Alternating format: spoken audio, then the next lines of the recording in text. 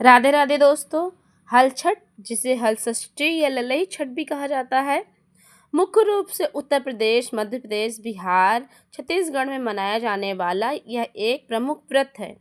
यह व्रत भाद्रपद की कृष्ण पक्ष की षष्ठी तिथि को मनाया जाता है और इसे भगवान श्री कृष्ण के बड़े भाई बलराम जी की जयंती के रूप में मनाई जाती है।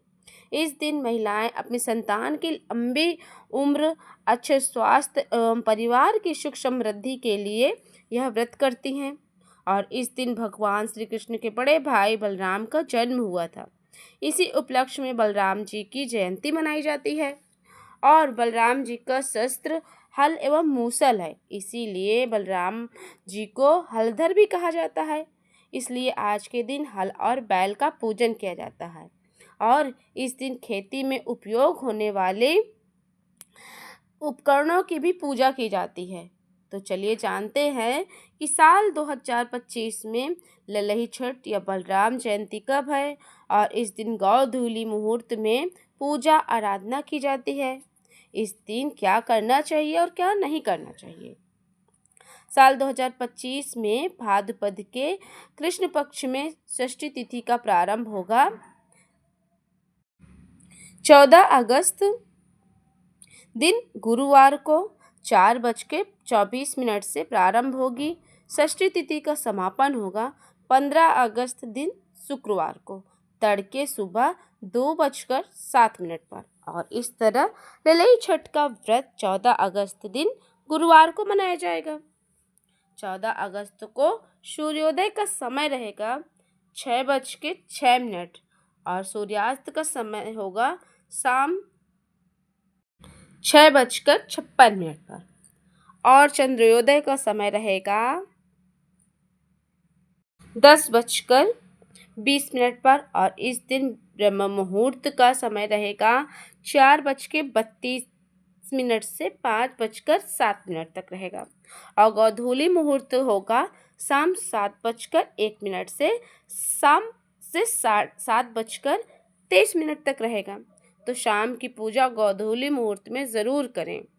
हल षष्ठी के कुछ नियम भी हैं, तो चलिए उसको भी बताते हैं। इसके पहले अगर मेरे चैनल पे आप नए हैं तो चैनल को प्लीज़ सब्सक्राइब कर दीजिएगा और अगर जानकारी अच्छी लगे तो प्लीज़ लाइक कर दीजिएगा और कमेंट में राधे राधे ज़रूर लिखें।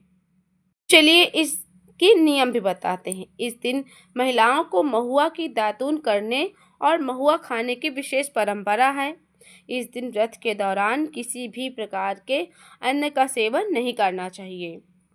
मान्यता है कि हल षष्ठ के व्रत में हल की पूजा भी की जाती है, इसलिए हल से जुती हुई सब्जियों और अनाजों का सेवन नहीं किया जाता इस दिन, बल्कि इस व्रत में उन्हीं चीज़ों का सेवन करना चाहिए जो तालाब में पैदा होती हों, जैसे तिन्नी का चावल, टेटुआ का साग, फसई के चावल आदि। इसके अलावा गाय के दूध या गाय के दूध से बनी चीज़ों, दूध, दही, गोबर आदि का इस्तेमाल भी इस व्रत में नहीं किया जाता, बल्कि हल षष्ठी के व्रत में भैंस के दूध, दही, घी आदि का प्रयोग किया जाता है। दीप जलाने के लिए भी भैंस के घी का ही इस्तेमाल किया जाता है। हल षष्ठी की कथा सुनने के बाद जो व्रती महिलाएं होती हैं वो फसई के चावल को भैंस के दूध या खोए आदि के साथ खाती हैं और अपना व्रत खोलती हैं। मान्यता है इस दिन व्रत रखने से और सच्चे मन से कथा सुनने से ललही छठ माता उनके सारे कष्टों को दूर कर देती है और उनके घर में सुख समृद्धि का वास करती हैं। और इस दिन महिलाएं खेत में जाना भी वर्जित माना जाता है। इस दिन महिलाएं खेत में बिल्कुल नहीं जाती।